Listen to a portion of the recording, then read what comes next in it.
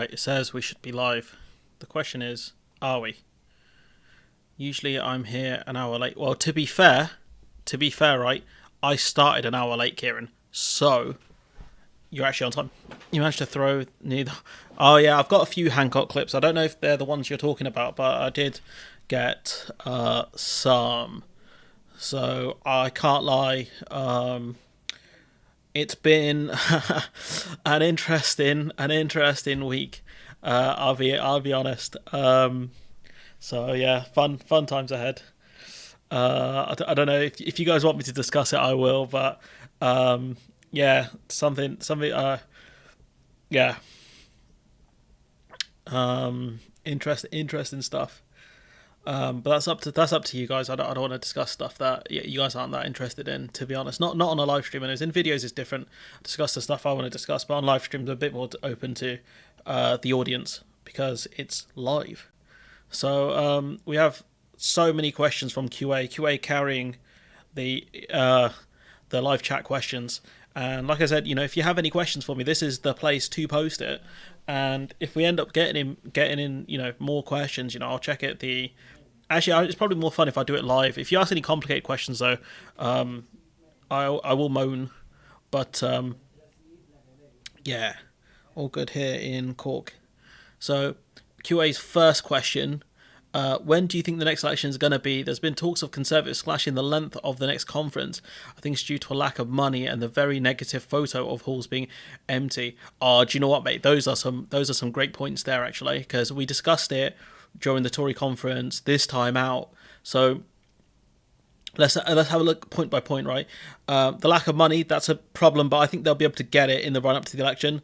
Wasn't some dude chucked 5 million or so into the Tory party? I can't remember how it was. 500k. I can't remember how much it was. So I don't know. The halls being empty, right? I think they'll slash it because if we remember last time, some of the ministers had very empty hallways or what's it called, man? Audiences, very empty audiences. So the one who did get the most people was Liz Truss, and that overshadowed Starmer massively. So I mean Sunak massively. So I think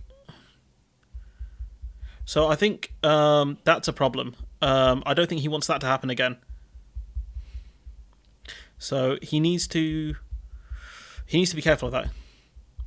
I would say it's partly down to, I think, him being really aggressively being overshadowed by Liz Truss.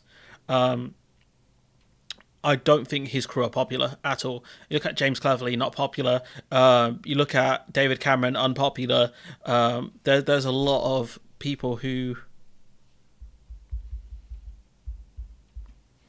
There's a lot of people who won't fill out a lot of the spaces, won't sell tickets to... Because I think they sell tickets, right? They won't fill up the spots. There'll just be a lot of leftover champagne. So yeah, I agree with both. I think I agree with both the points you make there. I think it's to not expose that kind of negativity to the public.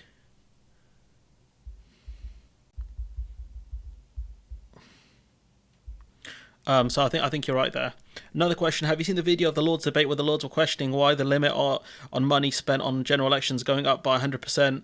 Tip in the number of general elections, Conservatives are underspent from the current maximum, and they are by far the biggest spenders. Look at, I believe, if you DM me that on Discord, I can have a look for you. That's one. I'm not aware of that at all. Let's see.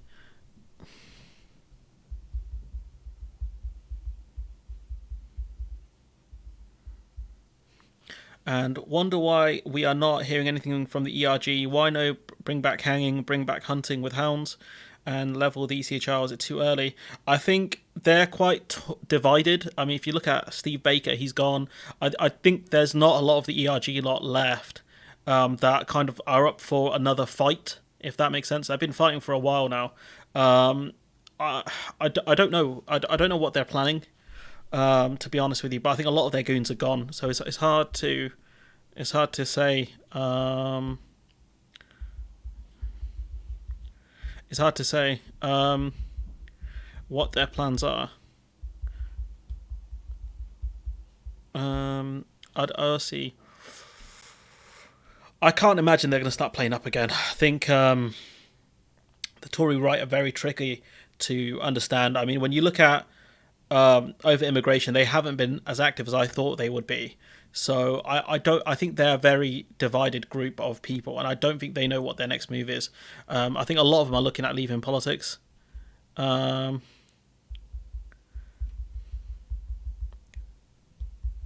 so it'd be interesting to see what they're going to do. So I hope that answers your question. Steve Baker, yeah, that's actually crazy. Like Steve Baker being good on Northern Ireland is actually nuts. I genuinely cannot believe that.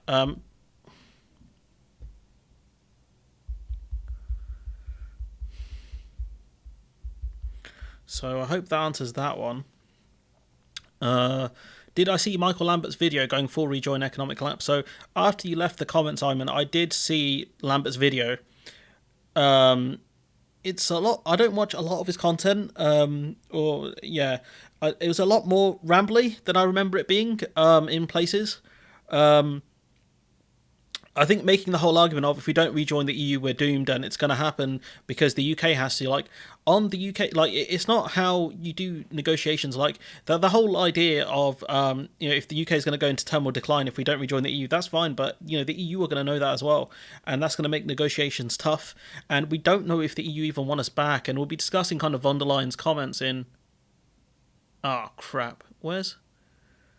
Oh, I had it somewhere. 1 second. Right. I had it. I think I must have done something for tab. That's annoying. Where is it? Bear with me 2 seconds, guys, as I look for this article. Here it is. I've got it open on the second screen, so once we get there, I'll get there. But yeah, von der Leyen just, I don't know what's going on with the commission at the moment because she keeps making comments I think that really exist outside her brief. I want to be a bit careful because I've been accused of mansplaining already this week and I don't want to get tagged again. But I don't want to be accused of that again, but I don't know what the hell she's talking about. Conservative Home has a running list of MPs leaving, but we're still behind even the 97 figures, and that was only the third largest number of MPs not standing. I think they're going to have problems looking for talent as well. I can imagine it's going to be a lot of issues. So I don't know what they're going to do. That's going to be fun. With the Lambert thing, like the UK isn't in terminal decline just because of Brexit. Brexit is a part, and it will be a massive long-term factor. And I think the UK has gone into terminal decline because of the Tories. They've mismanaged the economy, I think, since 2010, really, and they've decimated social services, amongst other things. Like the UK's growth rates haven't been great since the Tories, I think, came in. Very stagnant growth, double dip recessions, etc. Just blame Brexit is just, I think it's not correct, if that makes sense. It's so much more than just Brexit, so much more. But I think Brexit's played a decent part in it. You can argue maybe more recently the majority part in it, but to just blame Brexit would not, it wouldn't make sense given we've had things like austerity, amongst other things, massive privatization of industries that didn't need it. I just disagree with it massively. I think it's just very basic analysis, in my opinion. I think the Tories have absolutely knackered this economy, before Brexit, and it's only going to make it worse, leaving the EU. I mean, we haven't even seen the worst of it because there's no import checks yet. The moment we see import checks, it's over. It's over. Food prices already gone up dramatically. I found my beloved Peruvian blueberries, and fair enough. Should I be buying blueberries out of season? No. Do I love them? Yes. Are the Peruvian blueberries the superior blueberries? Yes. They gone up significantly in price. They were, I think, 120 last year, and now they're like 160, and I'm like, you guys are killing me. But I think they had it at a lower price because of price match. But I was mad. I'm not gonna lie. But point being is, they've gone up by about. They were 120. I think they've gone up to about 160. That's a 40p increase. Ridiculous. And I love those blueberries. But yeah, I don't know where I'm going with this. I'm sorry, people, but the economy is knackered, and it's not just because of Brexit. And talking about an economic collapse just because of Brexit, I don't think it doesn't respect the real causes of the problems that we're facing in this country, if that makes sense. Again, do I want to start beef with two people in the space of a week? No, I disagree with what he has said. And, he's got very much an agenda of, we need to rejoin the EU. But just if we rejoin the EU, not everything is going to be great. Not just because we're going to have worse terms than we did before, but you got to look at a lot of the causes that got us into this mess. And austerity will be, I think, probably the largest part. Austerity and privatisation of utilities we didn't need to do. These are the things that will play a large part in it. The Tories have burnt apparently £100 billion since the election. So quinoa is also from Peru too. Rocket in price, mate. I don't know what's going on in Peru, but Paddington Bear needs to sort it out. I'm not paying these prices for blueberries, man. I'm not doing it. I'm so upset. I've got a pack though, so it's okay. But yeah, I don't know. I'm not going to rinse Lambert. We're not going to be smoking the Michael Lambert pack today. Fortunately or unfortunately, but we will be. Let's see if I've got it. Yeah, boy. We'll be playing the clip. It's on mute, so I can put stuff in the background. But we're not smoking the Lambert pack today, ladies and gentlemen. But I do disagree with some of the stuff I think he said there. Economic collapse. I think that will happen if we bring in the import checks. But we're seeing the slow, managed decline of the economy. I think that would be the way I'd define it. Not necessarily a collapse. Oh wait, I've got it here. Yeah, I've got it here. I didn't get rid of it. Yeah, I thought it was over here, but then I realised I opened a billion tabs just before the stream. So, I don't. Yeah. Do I want to see the UK rejoin the EU? 100% yes. Can I see it happening? No. And it doesn't matter how bad the UK gets in a situation. Other leaders will not take pity on us. We are the ones who messed up, and I have a lot of disagreements with what von der Leyen says in what she has said recently, and I don't get what there may be an angle she's playing here, which is something we'll discuss in the actual discuss in a bit, and I will do it in my segment. Little Rishi made us look silly at COP28. I mean, again, do we have to insult the height of a short king? Yeah, I mean, to be fair, he went there on a private plane. He stayed there for a bit, and he left on a private plane. Greece wants the Parthenon marbles back for its vote. I mean, they can ask for it. I mean, in terms of negotiations, I mean, Ireland can ask for, they can push for a border poll. They can say, look, we have the necessary requirements for a border poll. If you want, if you want to rejoin the EU, you might have to actually look at this seriously. Offer a border poll. Spain might say, Gibraltar's looking mighty nice this time of year. Might want a piece of that. There's so many different kind of niggles that could come up in terms of the EU. Maybe they could say, look, London, the city of London's a massive laundromat. Yeah, the king did play a blinder. Other countries can say, look, London, the city of London's a massive laundromat for laundered money. You're going to have to tighten that up. You're going to have to deal with that. Stuff like that, really. That's the thing, and it could be a lot more. It could be so much more. We don't know what could come up with different leaders.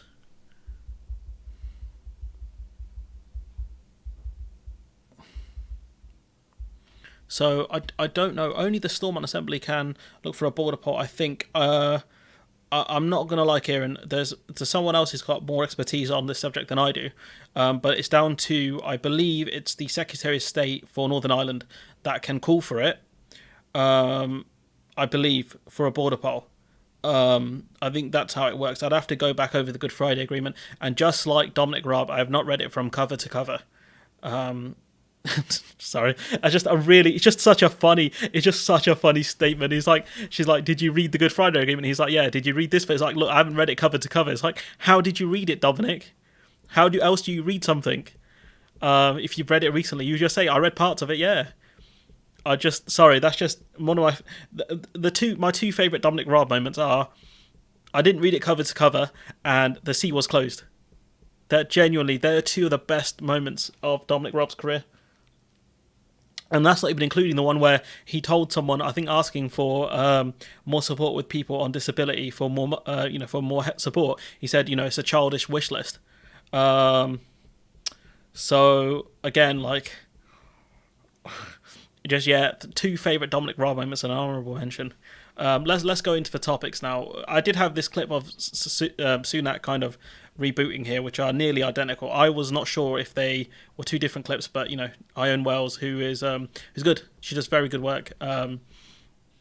She did a lot of the investigation, I think, around the Pincher stuff. She uncovered some of the Pincher stuff and how much Boris Johnson knew.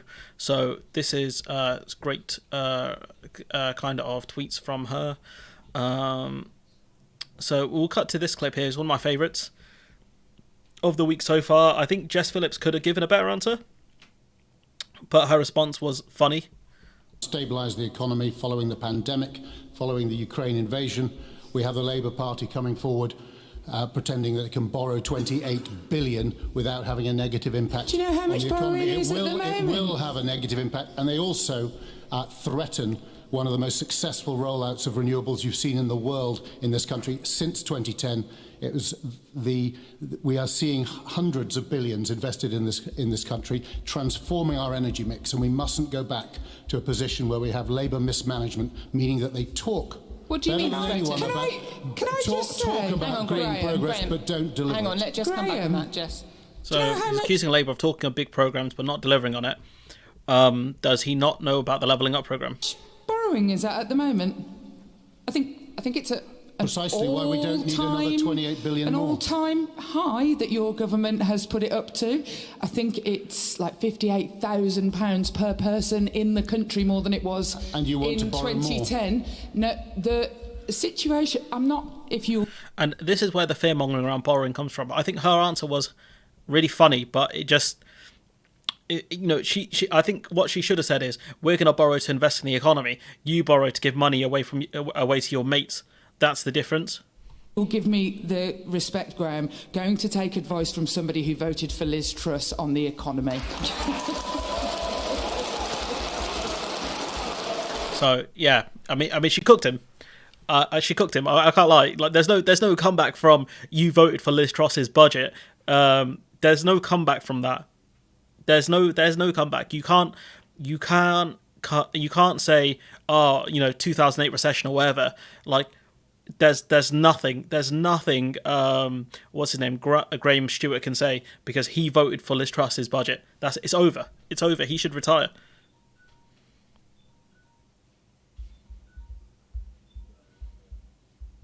So.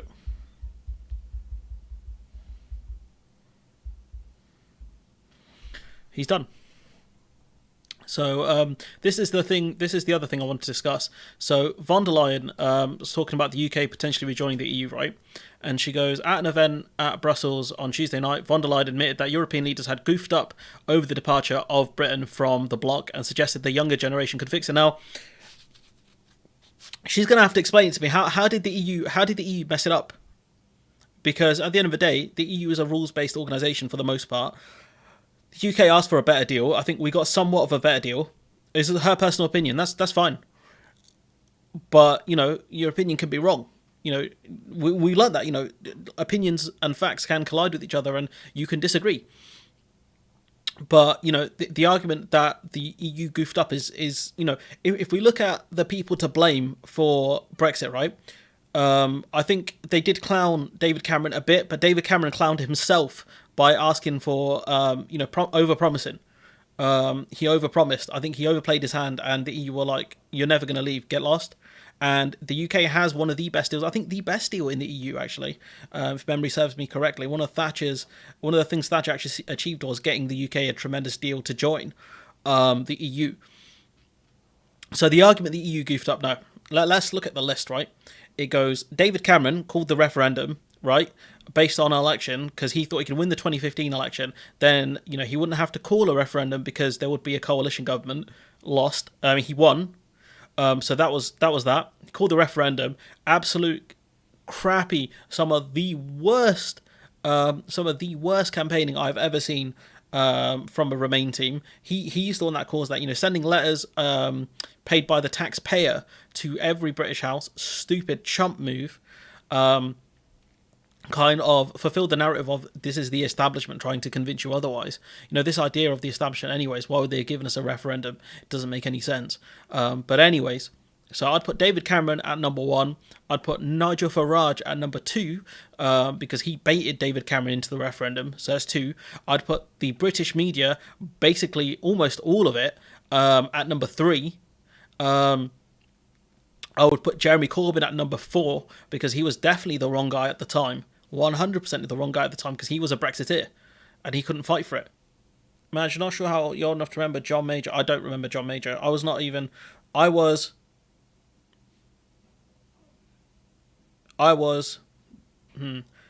90s. What was the generation? 99. I was born in 96. I'm a 96 kid. When he needed to use an aircraft, BA gave the government at cost for them, and he would sell seats at the aircraft to media told to cover costs. Right, that's interesting.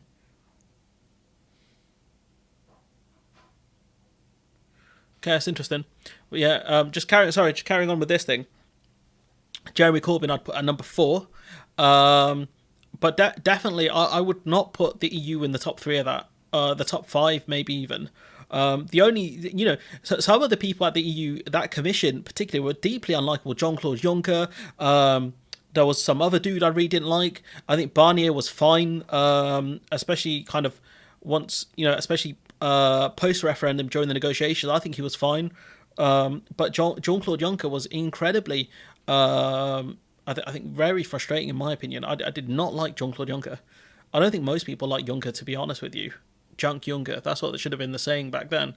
But, I don't think it was the EU's fault Brexit happened, honestly.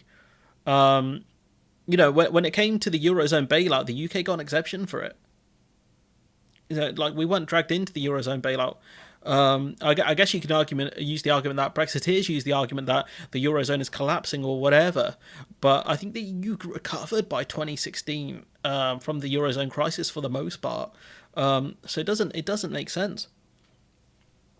Asked if the UK could ever rejoin the EU, she replied, quote, "I must say, I keep telling my kids, you have to fix it. We goofed up. You have to fix it. So I think that's end quote. So I think here too, the direction of travel, my personal opinion is clear. You're right. She said it's my personal opinion. She's saying, I keep telling my children, you have to fix it. We goofed up. But, for the most part, it's out of the hands of, I think, her children who would be German.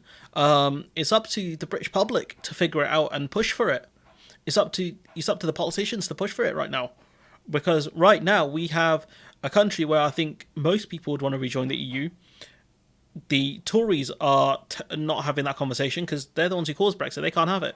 Labour are terrified of having the conversation. The Lib Dems are even seeming to run scared of having this conversation. I mean, the Lib Dems are just nuts.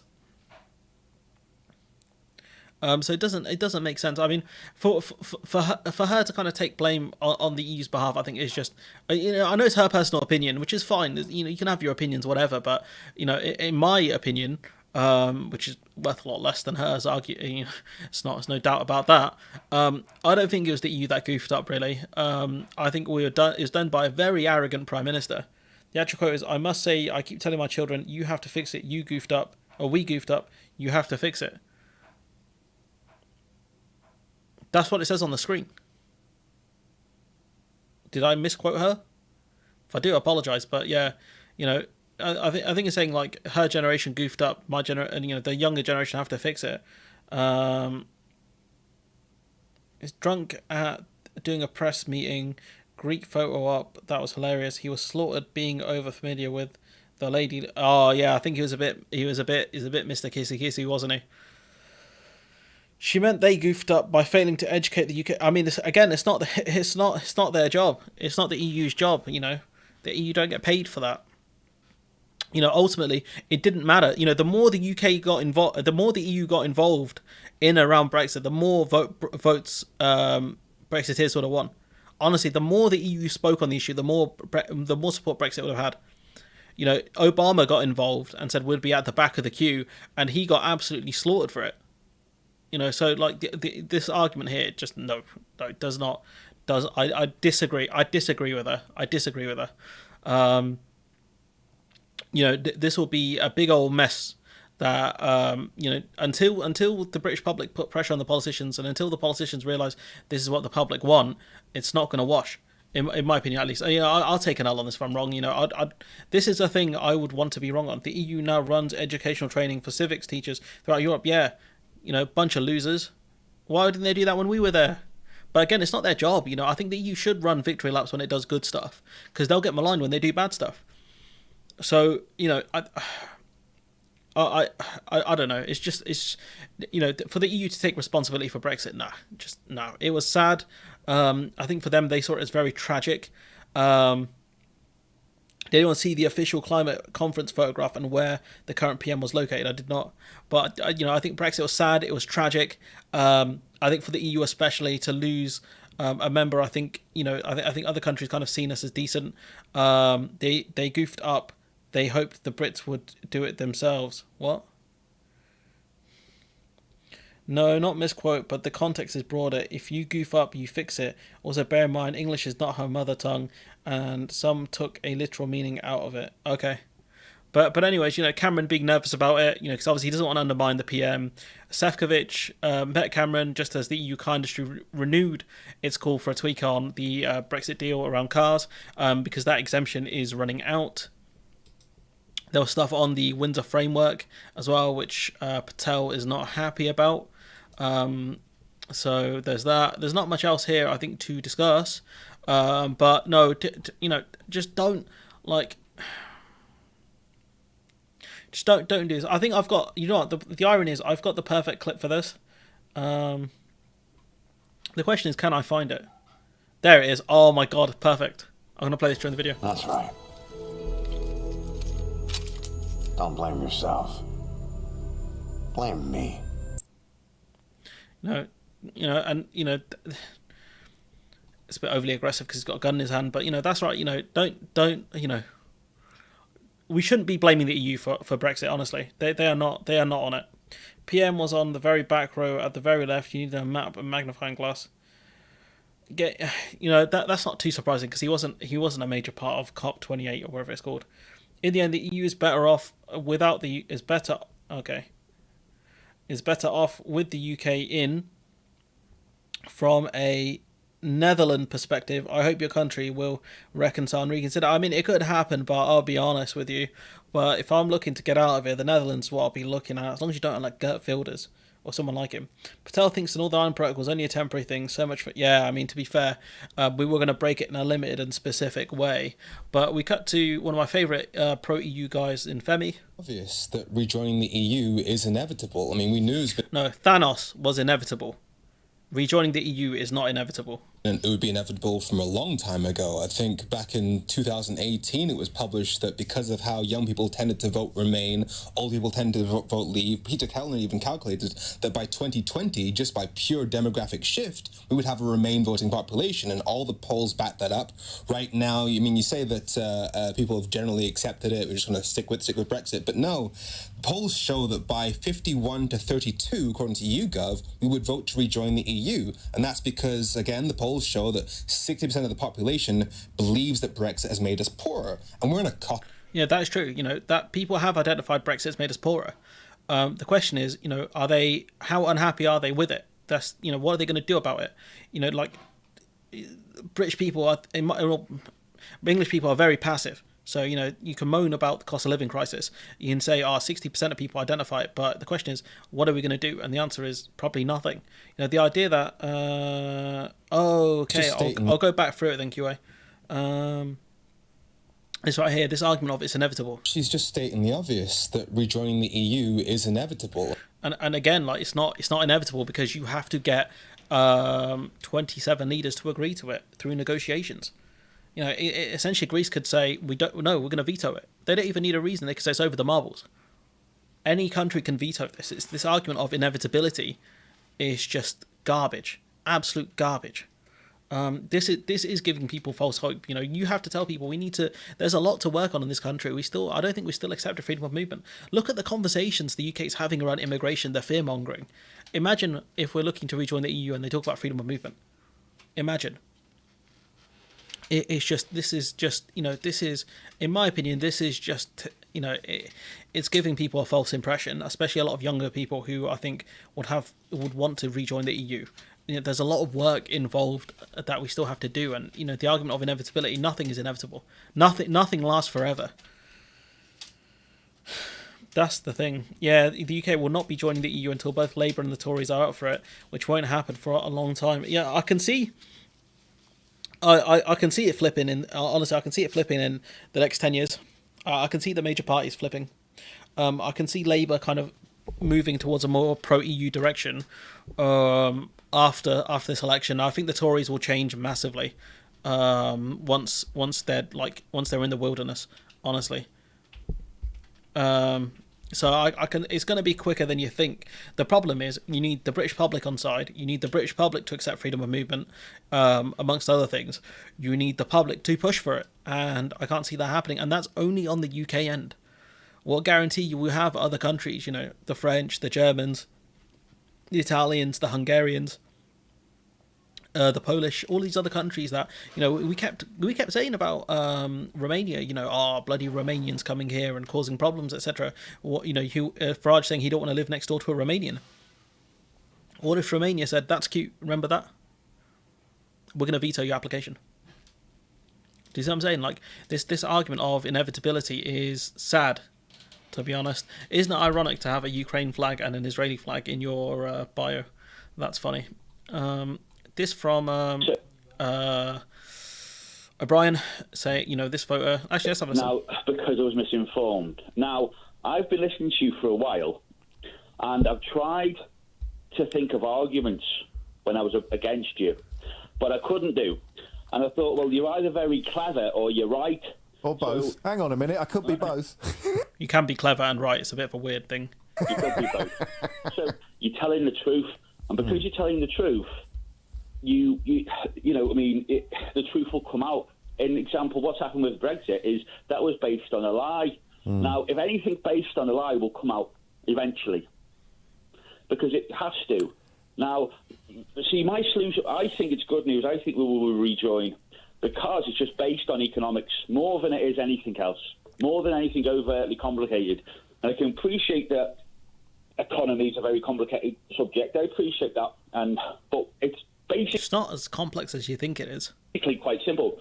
So if people at the bottom, i.e. the working classes, can't spend money, yes, the economy will crash. I mean, if everybody can't spend money, of course it'll... I mean, you can go into debt. I mean, that's kind of how the model is built. Crash. But if they can't work or there isn't enough places for them, the economy in and within itself will crash. So they'll have to come back in. We haven't got enough people in doing jobs, working in the economy. So it's going to come back to that point where, well, we need people. So just based on that and that desperation, yeah. I mean, it's going to come down to that. You see, I mean, and that's where it's going to come down to. And so in that respect, it would be time to be optimistic. I don't see where this optimism is coming from. Like, fair enough, we're going to realise we messed up, and that's fine. Hi, Gura. That's fine, you know, but it doesn't work that way. You know, you can't, you know, just because, you know, if you wrong someone, say, look, you know, I realise I was wrong. Can we go back to how I was? It just doesn't work like that, honestly. Because it's just coming down to the human nature. So we're talking about a tipping point. We're talking about a point at which, even if there are still people banging on about sovereignty, then it will be just drowned out by people banging on about reality. Well, that's the thing. I mean, well, that's perfectly correct. Yeah. I mean, it's just down to, and I don't mean to oversimplify this, because you can't often get sick. But the thing is, this problem happened. Brexit happened because somebody tried to. But I haven't got time to go into it now. But people who we know tried to give a simple. Rejoining the customs union will burst the dam. I don't know if that's true. He sounds like a guy who rang in James O'Brien and wanted to microchip the Ain't no way. Ain't no way it's the same guy. Please no. Please no. Answer to a complicated equation. And the thing is, Boris Johnson didn't even want Brexit. No. He did it so he would appease the old school Tories, so he could become lead. I wouldn't say he did it to appeal to the old school Tories. I think it was it wasn't like, it is. I think that's a bit of a. It's not the term, because some of the old school Tories would have been Thatcher people, and they wouldn't have won Brexit. So, I think this argument of it's inevitable and all of this stuff. I think it's just false. It's false hope. We got this from Sir John Curtis telling us Labour voters are overwhelmingly pro-EU, and Keir Starmer risks losing their support in any government that fails to recognise that and act on it. And so this is where I think the Lib Dems could steal votes. But we've got Genius here saying people keep coming at this from the wrong angle. They keep supposing that a party which has given itself a consistent 20-plus point lead in the polls for over a year is not mindful of something this basic. You should see it as a case of course, Labour are going to act on it, and of course, Labour are going to do it, But this argument doesn't make sense because, again, Labour are going to take these people for granted. That's what they're doing right now. Evidently, Labour are saying these people are a lock. They're a lock. They're going to vote for us. Who else are they going to vote for? So that means we can move on and look for a different group of voters. That's what Labour are doing. So this argument of it's inevitable is just silly, and I think he's fooling himself. He's this person saying trouble is if Labour win and do nothing to rejoin the EU, they leave us rejoiners with nowhere to go and no real way to hold them to account. And this is what Labour know. They know this 100% is going to true. This 100% is going to be true, that these people have nowhere to go. And you got Phil kind of coming back saying this is not going to occur. People just think joining the EU is like flipping a switch. But if you look at what's involved, some of the initial steps are Labour policy, and others are suspected to be for later. I mean, apart from getting a veterinary agreement and trying to tweak parts of the TCA, what other parts of Labour's policy is geared towards rejoining the EU? A genuine question. This is a genuine question for the gentleman. What are these other policies? I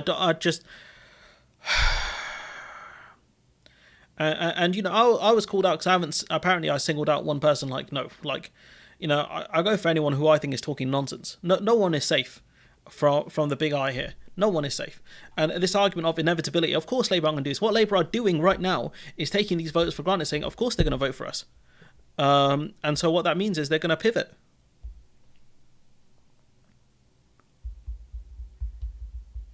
So I just don't get it. Riddle me this, yeah, in the chat. Labour's policy so far is to pivot, right? They think they've got these pro-Labour voters on lock because there's nowhere for them to go, as kind of this guy John Ball points out, right? There's no one to hold them to account. Apart from the Greens, there's no real pro-EU party. I think the Lib Dems are a bit wishy-washy on it. I think they should come out and say it. So there's nowhere really for Labour voters to go for the most part, especially because people keep saying, if you don't vote Labour, you're helping the Tories. But in 5 years' time, when nothing much has changed, what do you do? Because Labour aren't going to come out and say we're looking to rejoin the EU in the next 5 years. So I don't like. Yeah, I don't know. Maybe I'm just going to start beef with everyone. I've already said mean things about Lambert, Tansky, and now Phil. It's a hat trick, I guess. That's 3 of the best. He's made them pay. I think that's done for the pro-EU stuff. I did find this quite frustrating from Margaret Hodge. Equality that was international in its outlook, that fought racism. She talks about some of the reasons why she joined the Labour Party there. Those were the values that took me into the Labour Party. And I wasn't going to let a group of extremists destroy those values, destroy the soul, for me, of what the Labour Party was all about. I was going to fight. I think if in 20... Be nice to your mats. My mates. Mates. I'm not mates with... The only people in the space I'd say I'm mates with is probably about four people. 4 people that I'm... This is Margaret Hodge. Or I think she's Dame Margaret Hodge. I think that's her official title. The only people I'm mates with in the space is probably about four people, honestly, that I could say I'm honestly mates with in the space. Like I would go out my way to message them, and I have gone out my way to actually speak to them before saying anything. over things that they either said were wrong or was found out to be wrong. I never, because that's what you do as a friend. You speak to them privately, or as private as you can be, and say, look, I don't know what you're thinking here, pal. Like, what are you doing? But be nice to my mates. Like, I'm not mates with Tansky or Phil or who's the other one, Lambert, or any of these people. Like, there's no obligation for me to be nice to anyone in the space. Not really. Apart from, there's only one person I have an obligation to. Two actually, because they're generous enough to lend me their platform, and I appreciate it, because it has helped me grow my channel, and I respect them infinitely for that. I know it's a two-way thing. It's a symbiotic thing where they benefit from me being on their platform, but at the same time, it helps me out more, because it's more engaging for people, I think, in my audience to see me in that thing where, I'm talking with other people in the space rather than being on my own like I am now on the microphone. I'd say probably 4, maybe 5 people who I'd say I'm friends with in the space. No more than that. So, this argument, I need to be nice to my mates, it's just, no. I only know you from online. YouTube algorithms make me assume things. I mean, that's fine, but, I could name the people, I guess, if you want, but, I don't have any obligation to be nice to anyone who I disagree with on policy. And if I call them out on it and I get cooked, then that's on me. That's my fault. Labour policy on Israel is the final straw. I mean, for some people, yeah. I mean, we've seen massive resignations, amongst other things. So, yeah, for some people it has been. 2019, had he become... Prime Minister? Well, had he become leader, I always had it was a red line for me, if I'm honest. It was a red line. I stood in that election. But had there been any possibility of him becoming Prime Minister, I would have used my position to try and stop that happening. To destabilise him from within? From, whether it would have been voting, whatever opportunity arose, whatever the circumstances, I would not have let him become Prime Minister. So no confidence, you wouldn't have given him the confidence? Yeah, something, I don't know what, it would have depended. Found a mechanism. Budget, I'd have found a way, budget. And so for all of those people saying you have to vote to Labour to keep the Tories out, here's Margaret Hodge saying she was happy to undermine the previous leader of the Labour Party, wherever your disagreements are with the leader of the party. This was, I think, a sitting MP saying she was happy to undermine him. So what does that do for party unity then? Where do you draw the line between unity or loyalty and being disloyal, I guess? Because if it's the case, like, should Labour MPs come out and openly say, like, I'm against Starmer? I disagree with him fundamentally.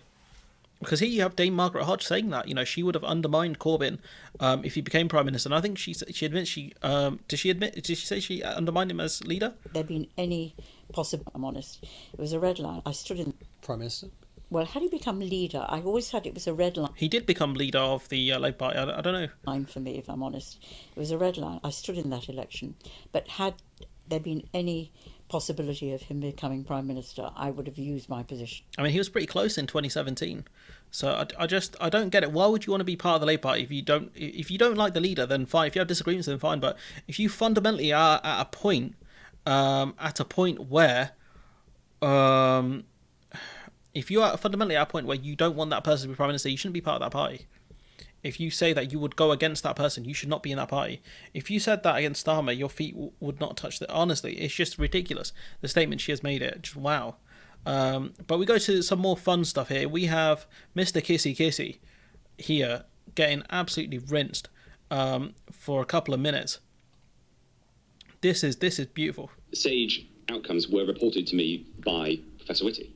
Did you not read the minutes? Later in the pandemic, I took the minutes directly, but at this early stage, I was given a readout from Professor Whitty. Did anybody know that the Secretary of State for Health was not reading the minutes day in, day out from the sole Scientific Advisory Committee on Emergencies? I don't know. The evidence before this inquiry, Mr. Hancock, is that the minutes were deliberately consensus-driven and short. They were quite short. Yeah. To enable them to be read by Cabinet Office, DHSC, Civil Contingency Secretariat, Number 10, and so on. But they weren't read by you. They certainly were when they were presented to me, and they were. What, were they not presented to you? What's going on here? Were you just not reading it? What's this? He's saying, I didn't read them. They were briefed. It's like, bro, can you not take time of your day to read stuff, especially if they were kept short? And they came up and they were reported to me by the CMO, and this is my understanding of the situation at the time. Can I press you, please, to help us with when you first regularly started being presented with and reading? I asked for them at some point in the middle of, at some point in February, to be regularly put in my box alongside being. But the formal process was not that. I mean, we can come on to this because I've got quite a lot of thoughts about how this interaction operated, and it's very, very important. With hindsight, I think I should have gone and listened directly to the. But Starmer is Captain Hindsight. You can't be Captain Hindsight as well. Debate in Sage. I don't think that would have cleared the pitch. But the would have what? Cleared the pitch? Process of Sage was that Sage was a committee that, remember, at this point did not have the sort of nationally known significance that it does now. It was a group of scientists who came together to make recommendations and bring the science to the CSO and the CMO. Yeah, I mean, Sage wouldn't have been nationally known, neither of the Cobra meetings. But, you know, you as Health Secretary should have known about Sage. You know, like, you knew what their role was. Like, why are you trying to pretend like, oh, they were just a bunch of, you know, no one really knew who these goons were. You knew who the scientists were. You knew who Sage are. It's ridiculous.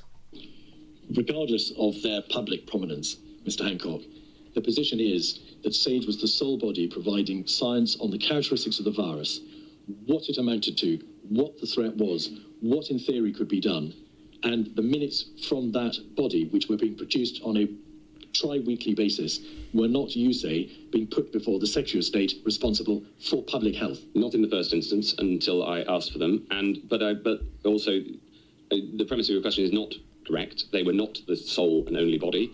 They had subcommittees like SPIAM, there was NERVTAG, which reported formally into the department, and of course there was a much wider body of publicly debated scientific advice. So there's also the independent Sage group, because they didn't believe in Sage. It's like watching someone slowly drown. Yeah, it does feel like it, doesn't it? Sage was an important body, but I think that it would be wrong to fetishise the existence of and the role of Sage. Was there another scientific body concerned with emergencies for the United Kingdom government? Yes, NERVTAG, for instance. NERVTAG was a DHSC subcommittee which reported on new and emerging viral threats. He just said that about NERVTAG. An advisory group reporting to DHSC. What other scientific emergency body provided advice to the United Kingdom government?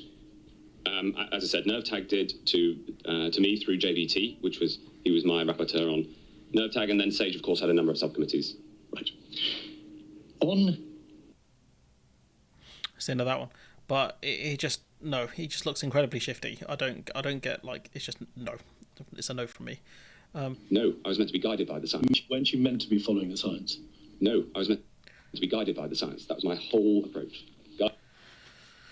Let's have a look. Matt Hancock. Following the science.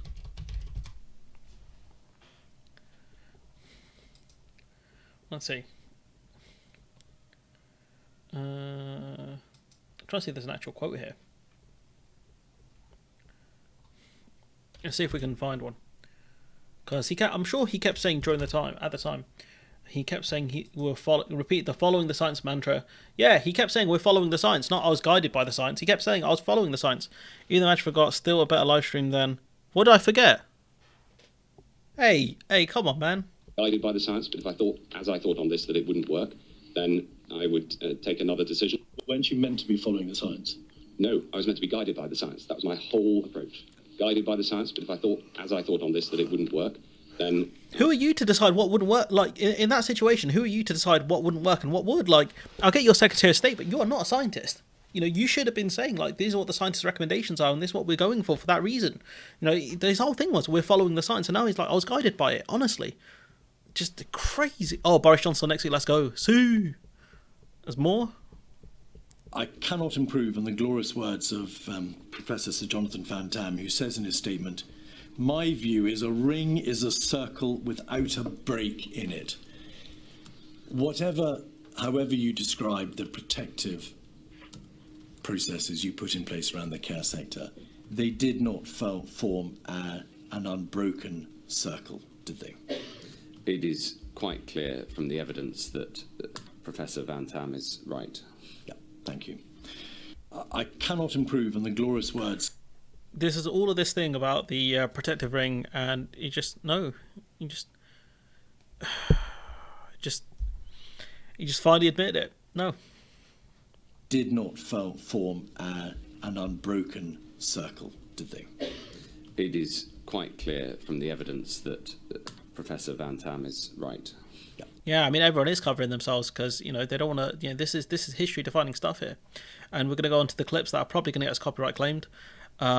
This from Steve Reed calling out the Levelling Up Fund. In 2019, when this government was first elected, levelling up was supposed to be their big idea. Admittedly, look at what they've been doing before that. They'd hardly levelled the country up, had they? I mean, they levelled it down. Let's be honest. They took a lot. Even Sunak admitted they took money from deprived areas and gave it to more wealthy areas. Sunak admitted that. So they didn't level up anywhere in the economy. They levelled it down. Boris Johnson defined it as his defining mission. He did define it. He did. That's exactly what he called it. But why is Erdogan trending? What they've done since then is the polar opposite of that. You were talking about 60 million may have come to this area through pots of money from levelling up, but over 106 million has been taken away. So they're £40 million worse off. Taken away what in terms of the local council? In terms of local council funding. If you added in all the other ways in which money would have been taken. He did have a hands-on approach. It would be even more than that. So this Doncaster has been losing money for 14 years, the whole time that this Conservative government has been in place. And if they then give you a little Minister of Common Sense scowling back of the money that they took away, you're not better off.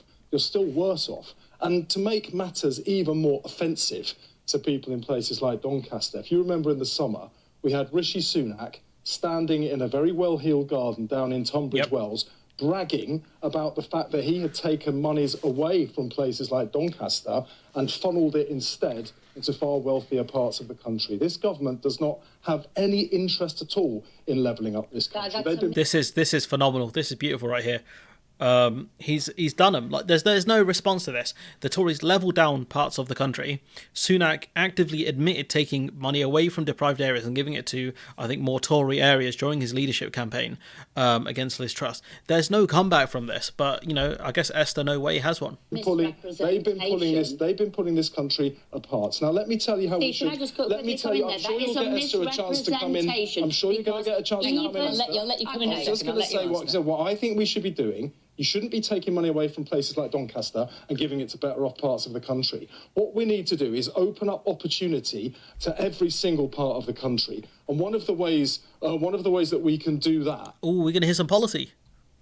Is to get ahead with Labour's Green Prosperity Plan, plans for new towns, invest. I mean, with the Green Prosperity Plan, they're already cutting back on that one. They said they were going to spend £28 billion a year.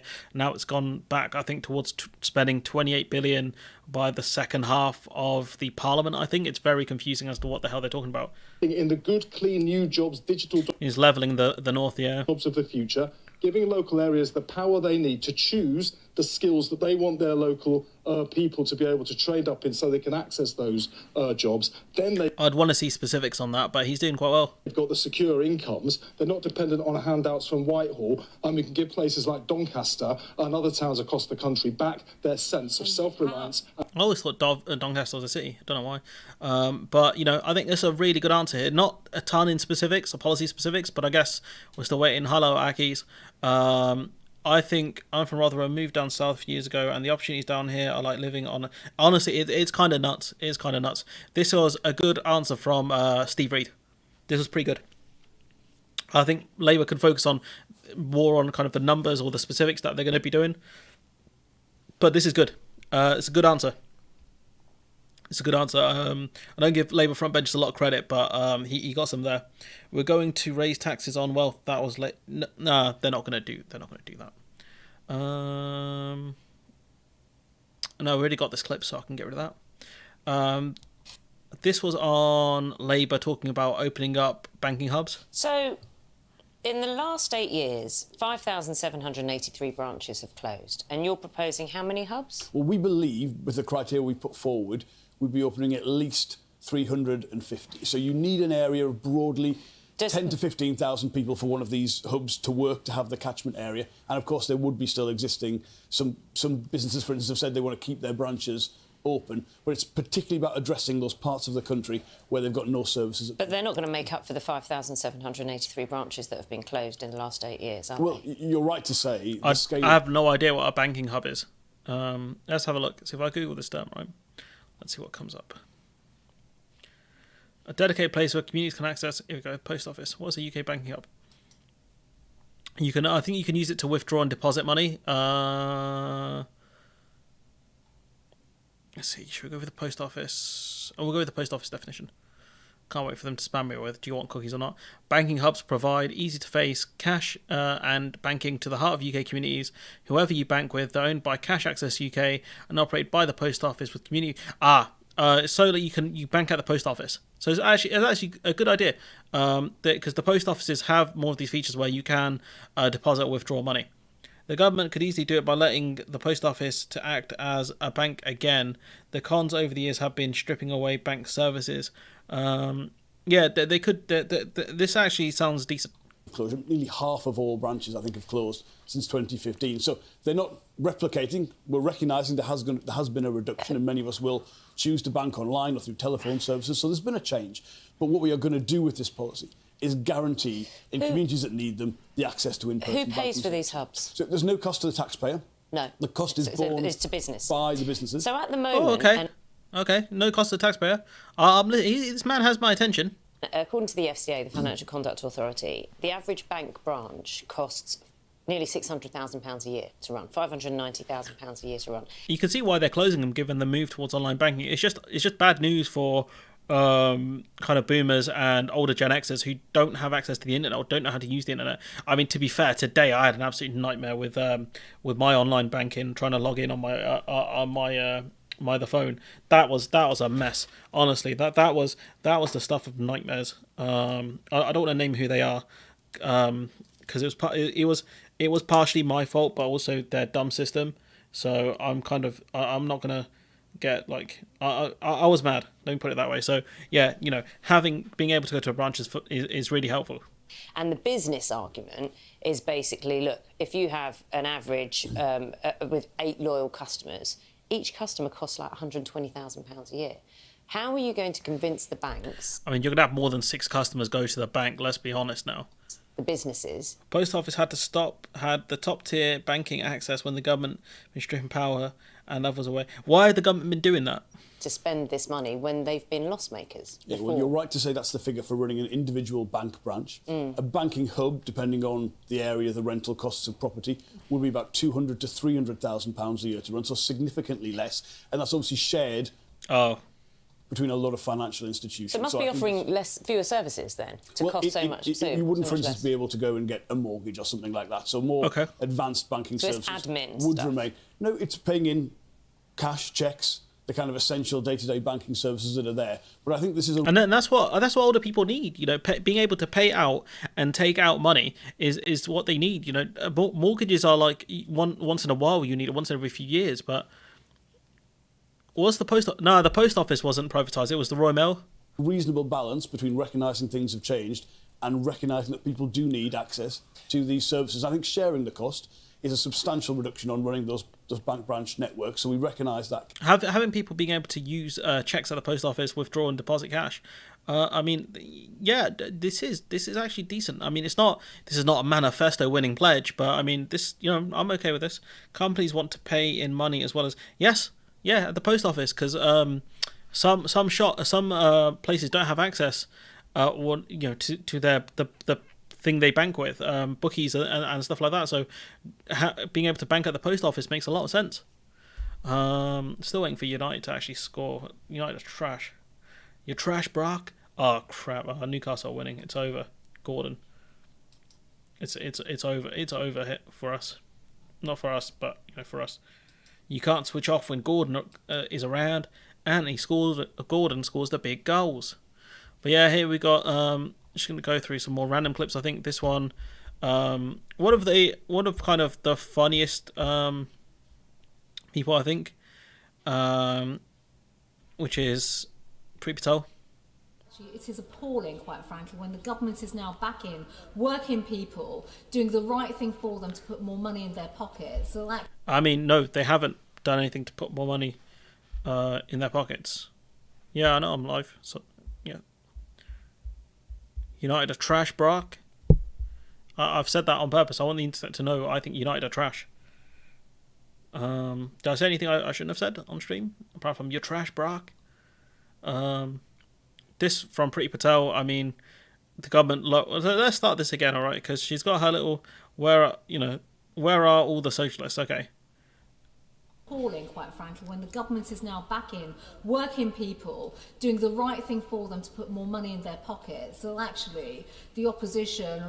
I mean, the government are costing working class people more because they're not increasing taxes based on inflation. So in reality, people are paying more in tax. So the government haven't actually saved anyone any money, I believe. So this is nonsense. Are all hiding. She's showing Parliament and an empty room. I can't even see where Priti Patel. Can anyone actually see where Priti Patel is in this scene? Where is she? But this is very unusual, I think, Madam Deputy Speaker, to be speaking about a fiscal matter and a fiscal piece of legislation to an almost empty chamber. I have to say, in my time in Parliament, that's been unheard of, quite frankly. So where are the Tories then? If this is so great, why are the Tories not backing it? Like, if it's empty, where are the Conservatives saying, yeah, here, we're doing the right thing? Where's your mandem? Where's the people? What? Like this the whole thing makes no sense. Honestly, is she getting pieced up? That's because you're in power.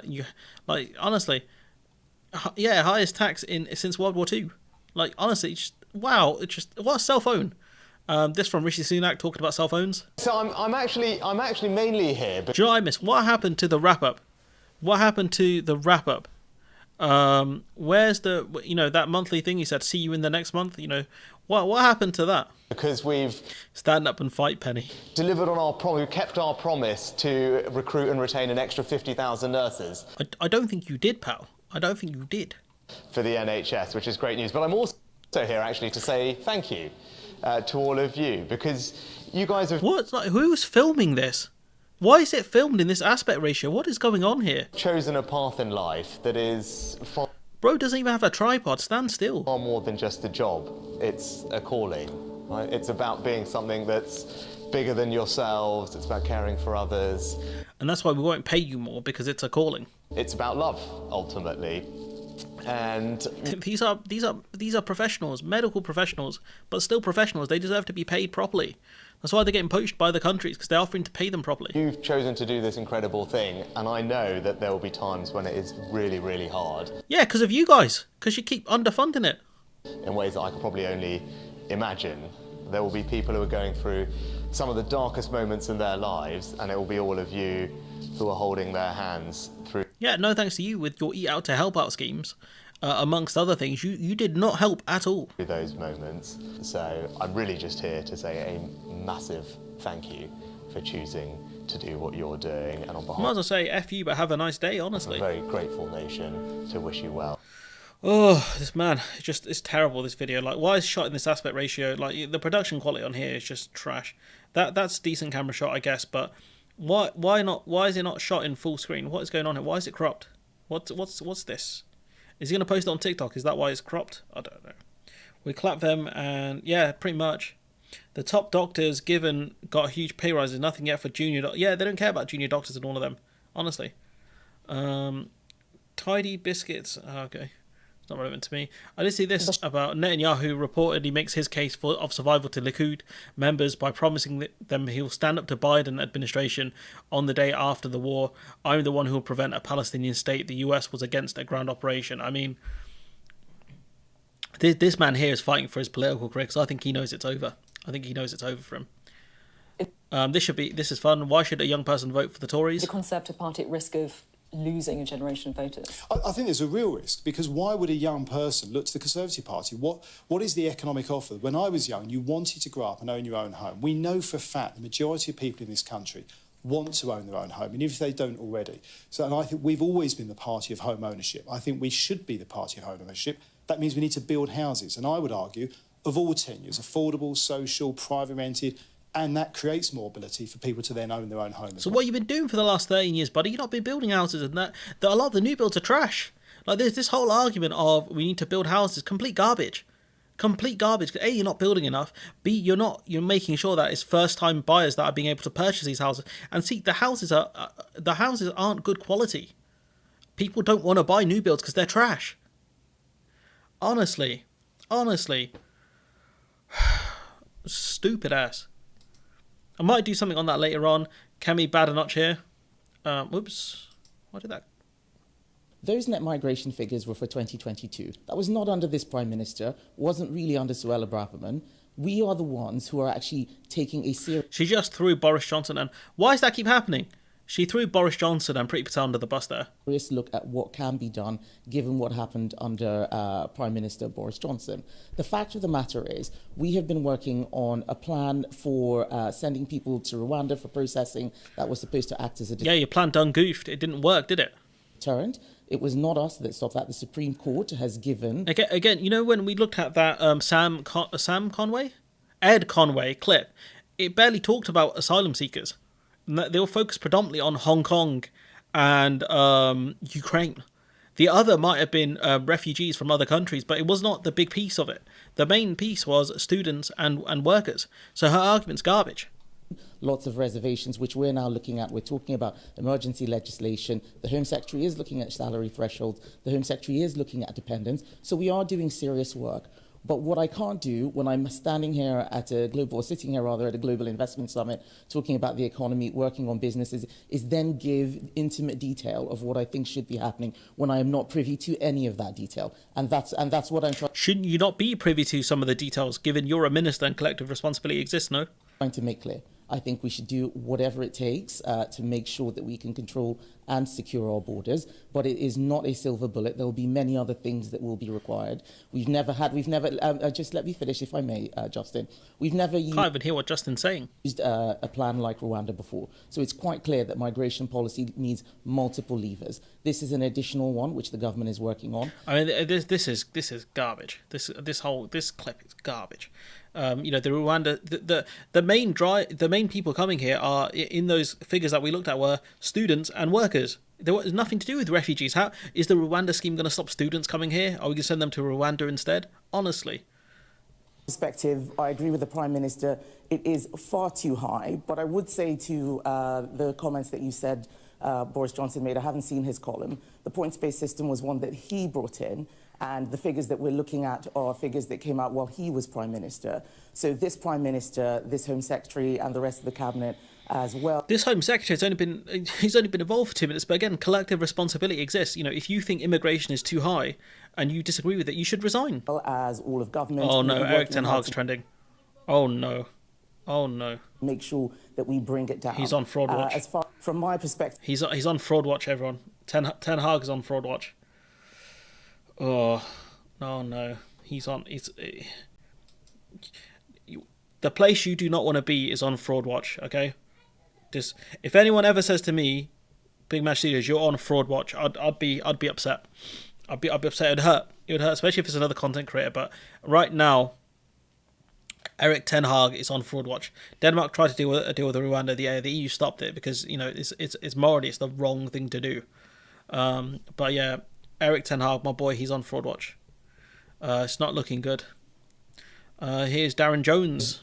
Said in the last few days that public sector workers could not expect a pay rise. And that means those in the health service and those in the social care system.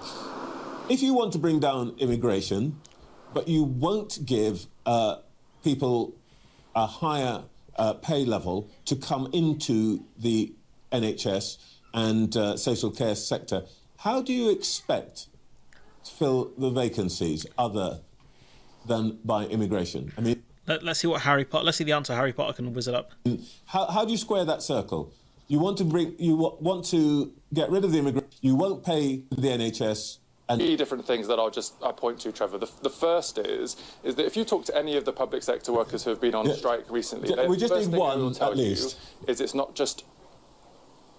Okay, but it's not just about pay, essentially. Public sector workers want to feel that they work in a supported environment where they're able to do their job properly. And because of the mismanagement of our public services over the last 13 years, they don't feel that they're able to treat and look after their patients fairly. So that's why you have to. And because of the mismanagement that they work in a supported environment where they're able to do their job properly. And because of the mismanagement of our public services over the last 13 years, they don't feel that they're able to treat and look after. So how exactly has the healthcare service been mismanaged? How are you going to manage it better? We know the problems. It's pay and staff levels. One way to get higher staff levels is recruitment. That would typically go through more pay. You would have to pay people more to want to actually do these professions. And you're going to have to make training more accessible. But also the fact that, you do have a lower unemployment rate, which people still can't figure out. After their patients fairly. So that's why you have to fix the fundamental problems in our public services. That's why Wes Streeting, my colleague, the Shadow Health Secretary, has set out his plans for a national care service and also the workforce plan for the NHS. The Conservatives have taken a bit of that, and that's welcome, but there's still more to be done. But you've got to get to the root cause of the problem. It's not all just about additional money, and it certainly shouldn't just be about hundreds of thousands of extra workers coming in from overseas. It's mostly to do with pay. A lot of people have left to go to other countries, or they've left the profession because it doesn't pay enough for them to live. They're not doing this just for a check, but you need to get paid. If the role of MP only paid 20 grand a year, do you think a lot of these people would be doing it? No, you can say it's your calling. It's your calling to try and lead the country. This is a calling for you. Leadership, representation, morals, policy. It's your calling. Why should you be paid around £80,000 a year? It's your calling. Irish Public Expenditure Ministry, public sector unions to negotiate the next round of public sector pay agree. Yeah, it's garbage. It's quite clear that most people won't be better off as a result of this, because overall tax burden has increased on everyone in this country, and particularly sort of lower paid working people have seen their tax bill go up. Not just income tax, but the way that taxation is applied across so many other things. I mean, quite frankly, what happened last week was just like a return to austerity, Mark, too. They brought back Cameron, and it seems to me that they brought back the policies that Cameron had. And oof. They just seem to be going ahead with that with no thought about what it will actually mean. And they have never grasped, the Conservatives have never grasped the fundamental principle that we certainly believe, which is investing in public services helps you grow your economy. Because without a flourishing public sector, you actually damage the private sector. Because that's an interesting argument, because they kept saying it's the other way around. We need a flourishing private sector to get a good public sector. So this is an interesting argument. People can't go to work because there isn't a decent healthcare service. They can't go to work if you haven't invested in schools. It also, you can't go to work because you haven't invested in childcare. If you have a child, how are you going to go to work if how are you going to work if there's no one to look after your kid? So this is actually interesting points here. But unlike Harry Potter, one actually has coherent arguments. We are committed to it, subject to our... Oh, Harry Potter's back again. I'm going to put this with the... Where's the clip of... there is. This will go here. Fiscal rules, and the one that's most relevant to this question is that we will get debt. It's an unfortunate time where you'd rather see Jess Phillips in the Shadow Cabinet over Darren Jones. National debt. As in not because he's Darren Jones, but Darren Jones is so bad, I'd rather have Jess Phillips there. Falling as a percentage of the size of the economy by the next Parliament. But we're confident we can do both, and I'll just quickly explain why. One, where we are investing alongside business to have more secure energy supplies so that we can lower bills for people at home, where we're investing alongside business to create new jobs in the country, those activities will stimulate economic growth, which means that it will be easier to be able to get a return from those investments. Sorry. Let's go back over this. Sorry, I zoned out. He's very boring. Quickly explain why. One, where we are investing alongside business to have more secure energy supplies so that we can lower bills for people at home, where we're investing alongside business to create new jobs in the country, those activities will stimulate economic growth, which means that it will be easier to be able to get a return from those investments to pay off that debt and to get debt reducing as a percentage of the size of the economy. So you need investment in the economy. That's what he's arguing, that we're going to invest alongside private industry. Where are you going to get the money from to do that when the government have said they're not going to increase borrowing? It doesn't make sense. You can't, this particular model as well, investing with the private sector. Who's going to own the actual infrastructure? Who's going to own the assets?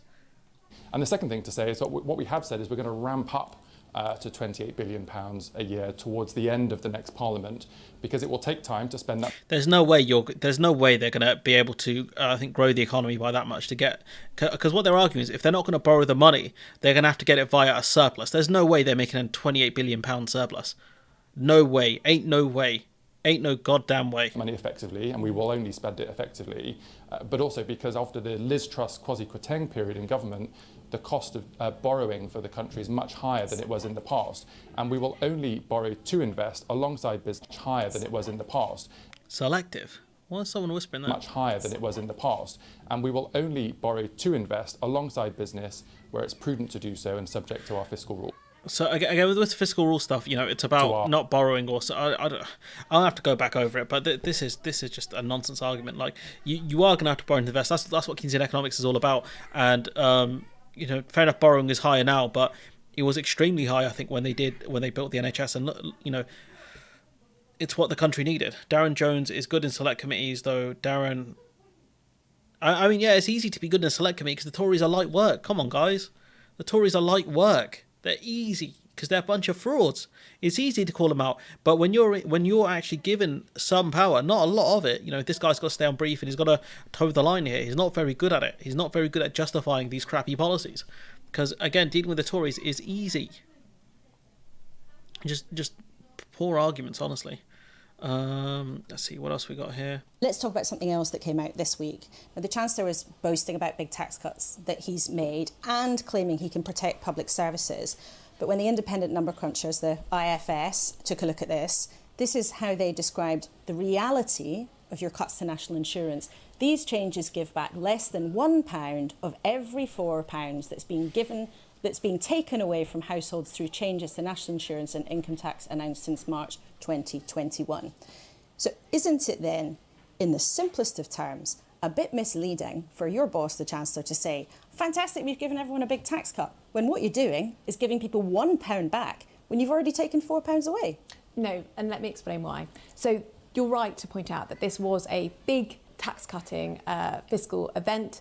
It will mean that someone on an average wage is Angela Rayner. Why shouldn't we mention Angela Rayner? £50 better off as a result of our national insurance cuts.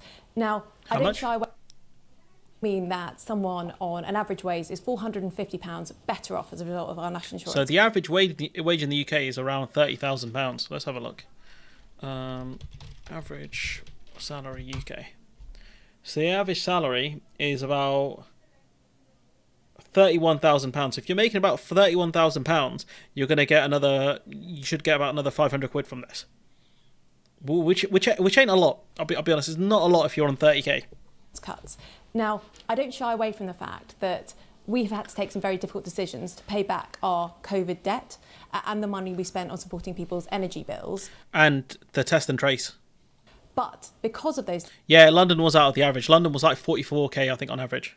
Decisions, we've managed to halve inflation, we've done it in a non-inflationary way, and now the economy has turned a corner. And UK without London's close to 25. You sure about that? Contrast that to the Labour Party, who refused to take any of these difficult decisions, say we shouldn't have had to pay back COVID debt. I'm asking They didn't say that's a straw man. I don't think they've ever said that. Your decisions. And then we'll talk to Labour later in the programme. I know, and it's very important that they are clear about the fact that they are borrowing £28 billion, which will push up the cost of... So, Labour can't borrow £28 billion because it will do damage to the economy. Tories, we're going to borrow £37 billion and give it to Dido Harding. But that one's not a problem. Wonder why. But it's very important that you are clear about the overall picture here. Yeah. The overall picture for our viewers is that the tax burden is going up and up and up. That's actually not true for people on average wages. Their taxes would have been cut by about £1,000 on average since 2010. For some of the highest earners, we have asked them to take on more of a burden. I think that's a reasonable... That's not even true for the highest earners, because their tax hasn't gone up. Their tax rate hasn't gone up. That's complete garbage. Their tax rate is staying at 45 pence. Saying the high earners are paying more is no, it's not even true. And our viewers will have seen and heard on many occasions, taxes are going to reach a post-war high. The overall tax burden is going up. Shouldn't you just be straight with people? I am being straight that if you are on an average income, because of the changes that we've made, your tax burden will have gone down. I think Laura Kuenssberg needs to tackle. She should have tackled this. This average income point quite significantly. Right? We have been again. She said it's going down by £500. Like again, if you're on 30k and you're getting £500, yeah, that's okay. But like it's not a ton. It's not a ton. It's not this gigantic tax cut. And if you're not on 30,000, if you're on significantly less, you'll get even less. It's just silly. Like if you get a pay increase, you're still paying more in tax because the tax bands have stayed the same. I think these tax bands have stayed the same since Cameron was in charge. Open about the fact, if you are on some of the highest wages, we have asked you to take more of the burden. That is a policy decision that we have taken, but the overall direction now, we have turned a corner. We are going to bring taxes down, but we're going to do it in a non-inflationary way, and that is really important. A non-inflationary way. Again, the inflation is caused mostly by supply side problems, not demand side problems. It's just this nonsense. I think she's done a lot better. She's actually Laura Trott. She was actually good in the select committees as well. I think she's a lot smarter than the average Tory politician. She did answer the questions, I think, better than most of the other Tories would, but I think this is a really poor answer. I think Laura Kuenssberg did okay. I think she's done better, but this point here is these changes give back less than £1 for every £4 that is being taken away from households through national insurance contribution and income tax announced. So they increase taxes and they're not giving it back. Like, this is just sleight of hand, essentially. It's economic sleight of hand, and even worse because they're still taking more.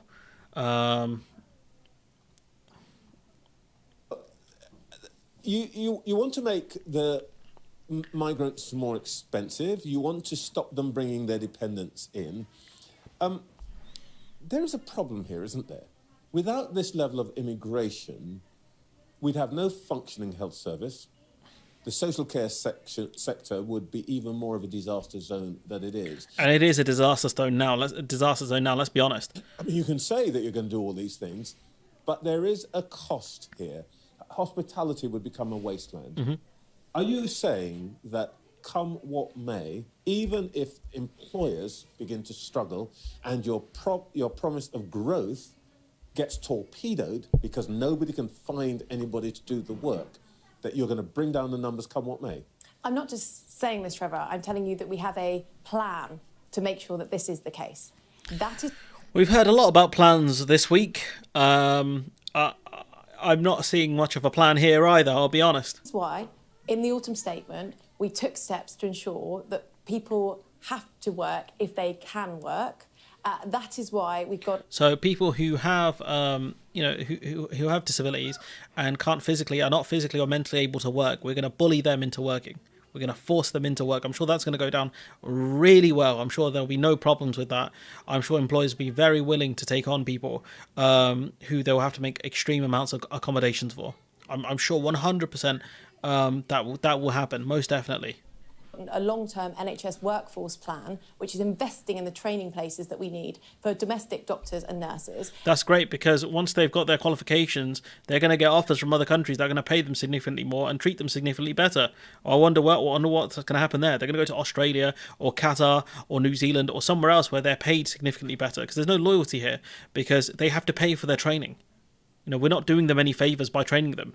And that is why we introduced a £600 million fund to increase the number of social care workers from this country for training them up. £600 million, that's going to do great. So I'm sure that's going to make a massive dent in the lack of social care workers they have, especially when they get burnt out because they don't get enough help or enough pay. Like, do people actually not understand how stressful it is not having enough money to pay bills or having a low amount of money? Like, genuinely.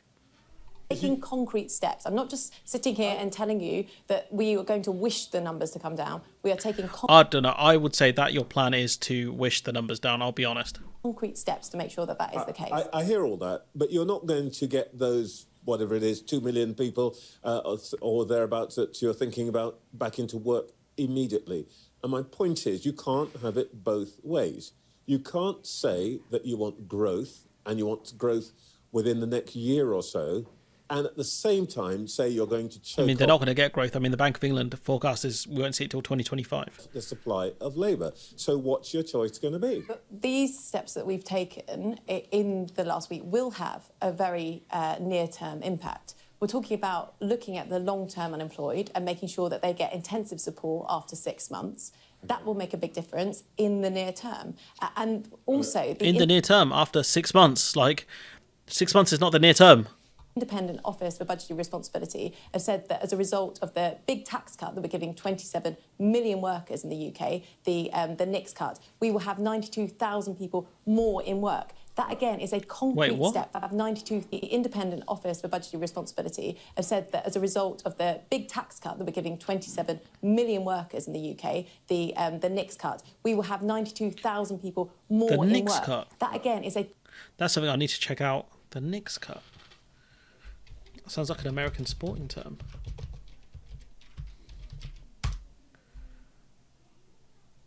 Okay, I definitely didn't Google the right thing, so we'll have to check that out another time. I'm sure QA's got something on it. What's this one? IBR has downgraded the impact of the Indo-Pacific Agreement. Is that the India trade deal? What's that look? The OBR says UK entry into the Indo. Is this what is the Indo? The TPPPP, the one with too many P's. Yeah, downgrade to 0.04, and I think that's at best as well. So that again, gonna add nothing. It's too many letters. That's great. And this one, talking about, let's drag this one back here as well, because that would make sense in the context of here. You can tell I've once again, I need to get better at organising this stuff. And I don't know what the X is. What? The contours of the next election, a Conservative Party trying to fight on Labour's £28 billion pledge and on a Osborne Knight economic vision. The latter is a big shift. It's largely given up on the 2016-19 alignment. So that's the kind of right-wing populist element is gone. The pro-Brexit kind of element of being loud and what's it called, patriotic or nationalistic. The bad nationalism, not the kind of I think the English term for nationalism rather than the term that's used more globally. The toxic term, the toxic nationalism. And so this will be an easy clap. I think so this week Jeremy Hunt made Labour's task in government even harder. It's still not properly appreciated just how hamstrung Labour will be, and that's why Darren Jones is talking about fiscal rules here. But again, the only way to grow the economy is through investment. I mean, he literally admits it here. But I guess Labour are going to try and ramp up to it as much as possible. But the only way they're going to be able to fund it is if they borrow the money. We all know how Asian people just love British. Hey man, come on! I love beans on toast as much as the next guy. Nick's cut. Don't know what the okay Nick's. I don't know either. It sounds like an American sports term. Isn't the Knicks an American like basketball team or something like that? The New York Knicks? Wait. Nets? Is it Nets? The New York Knicks. Yeah, there is a team. The New York Knicks is an American basketball team. Yeah, the Knicks. Yeah. I don't know what the Knicks cut. Who've the Knicks cut? I don't get it. The Knicks, yeah. Nicks. Knicks. Yeah, it's this. So, and she's talking about this.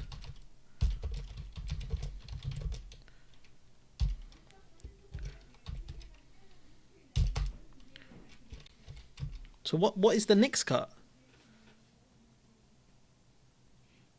I don't get it. I don't get it, chat. I don't. I'm a bit lost. Maybe this requires more research. Sunday's task, no doubt. But yeah, I think we'll head off in a bit. Are there any questions anyone wants to throw into the chat? Let me make a post.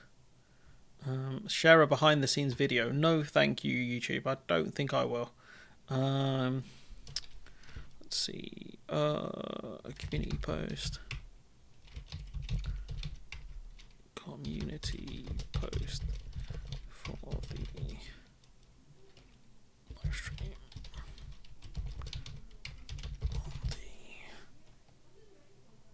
on the 9th December. Post questions below. As you can see, I can't spell. So yeah, post any questions you've got here for next week's live stream. He meant the next cut. Do you think she meant the next cut? Huh. Nick's cut must be a billionaire's collective. I'm so confused. Is she saying the next cut in a... I don't know. I'm so lost. It sounded like she was saying the Knicks. National insurance... No, it can't be that. Yeah, it is a basketball team. I don't know, man. The New York Knicks. Maybe they suck so bad that Laura Trott from Britain, from England, is going to cut them. Maybe they're being cut from the NBA. I don't know. I don't know. I'm so confused. Nix economics, maybe short for Nixon economics. It sounded like that's something meant to. Well, if she went to confuse me, she's done a good job of it. No doubt, I'm definitely in the thoughts of people in Tory HQ. Must go. Scarlet's delayed. Full game is on S4C. Who the hell is Scarlet's? What? You just got a goal denied, Matt. Oh no! In German, it means nothing. The nothing cut. A goal denied for offside. Is it one of them stupid offside decisions? Sorry, guys, I'm just going to have to... Where is it? Substitution, play restarts, drop ball. Felt pain in his left shoulder, didn't hesitate, wave support. I can't see what the... I can't see where the thing is. Penalty appeal, blah, blah. I mean, yeah, I said the real United would win, and it definitely was not Manchester United. That's a divided team right there. Yeah, no, Eric Ten Hag, he's on fraud watch. He's on fraud watch, ladies and gentlemen. I'm afraid to say it.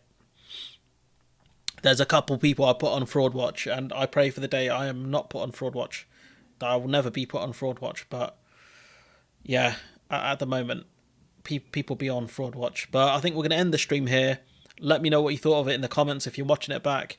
And I appreciate you guys and gals if you do that. But yeah, I don't know. I normally stream for like we'll be streaming for a while, to be fair. What time do I start? 8 something. So yeah, watched it on TG4 Ireland. Won't spoil it for you. New York Knickerbockers is a bus. Yes, the New York Knicks. I don't know who should... Akis, yeah, you're on fraud watch. The SNP on fraud watch as well. Have fun and read your DMs. Yeah, sure. Bye. I'm off too. Thanks. Okay, yeah. I think we'll call it a day here, people of the audience. And yeah, you know, there's some more content coming out for you guys as always.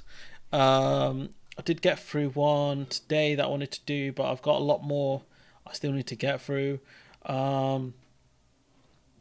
But yeah, not much else I think that's worth saying right now. But yeah, I'll catch you like very soon. Bye bye.